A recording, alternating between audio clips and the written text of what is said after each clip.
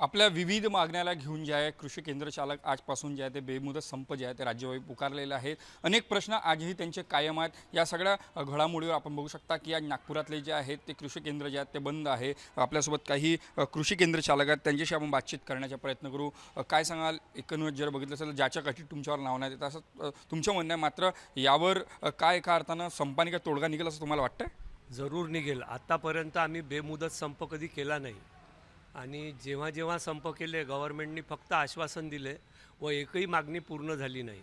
म्हणून यावेळेस सगळ्यांनी पूर्ण महाराष्ट्रभर हा निर्णय घेण्यात आला की आपण बेमुदत संप करू आणि जोपर्यंत मागण्या लेखी स्वरूपात मिळत नाही, फक्त आश्वासनावर संप मागे घेण्यात येणार नाही।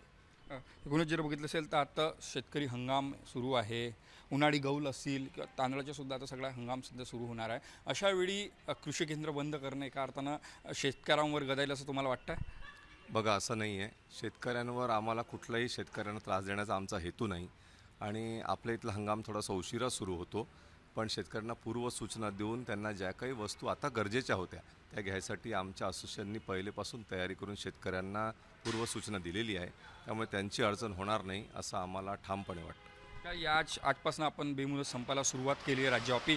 या संपूर्ण संदर्भात आपण राज्य शासनातल्या कुठल्या मंत्र्यांचा शिष्टमंडळ घेऊन जाऊन आपण पुन्हा एकदा त्यांना सांगाल की आमच्या मागण्या ज्या आहेत ते पूर्णपणे एका अर्थानं निस्तवत करा, तुम्हाला मागण्या राहील तुमच्या? हो, नक्कीच आहे। उद्या आम्हाला मंत्री महोदयांनी मंत्रालयामध्ये मुंबईला वेळ दिलेली आहे। तिथे आमच्या शिष्टमंडळाची बैठक आहे त्यांच्यासोबत आणि आम्ही आमच्या मागण्या पहिलेही लेखी रूपामध्ये त्यांच्यापर्यंत पोहोचवलेल्या आहेत आणि आशा करतो की उद्या त्यांच्या पर्सनल बैठक होत असताना आमच्या मागण्यांवर चांगला विचार होऊन त्या मागण्या पूर्ण होतील अशी आम्हाला पूर्ण आशा आहे। आज बेमुदत संप आहे, किती फटका एका अर्थानं संपूर्ण कृषी केंद्र चालकांना बसू शकतो?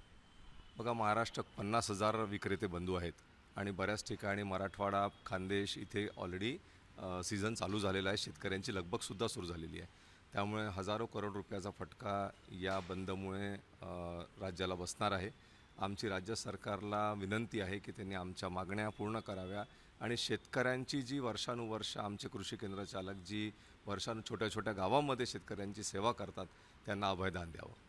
आपण बघू शकता की आजपासून जे आहे ते राज्यव्यापी बेमुदत संप पुकारण्यात आलेले आहे आणि अशाच ठिकाणी आपण आहोत। अनेक जे आहेत कृषी केंद्र आहेत ते बंद आहेत आणि आपल्या एका अर्थानं जे आहेत ते बंद असल्याचे आपलं चित्र सध्याच्या घडीला पाहायला मिळत आहे। राज्यातसुद्धा अशीच काहीशी परिस्थितीसुद्धा असणार आहे आणि शिष्टमंडळ आहे या संपूर्ण कृषी केंद्रांच्या चालकांच्या हे जे आहेत ते मंत्र्यांशी एका अर्थानं उद्या त्यांची भेट होणार आहे। त्यातून जर तोडगा निघणार नाही तर पुन्हा एकदा हा संप जे आहे ते अविरत जे आहे ते सुरू असणार आहे। कॅमेरामॅन मंगेश मोहिते, तेजस मौतुरे, जय महाराष्ट्र न्यूज, नागपूर।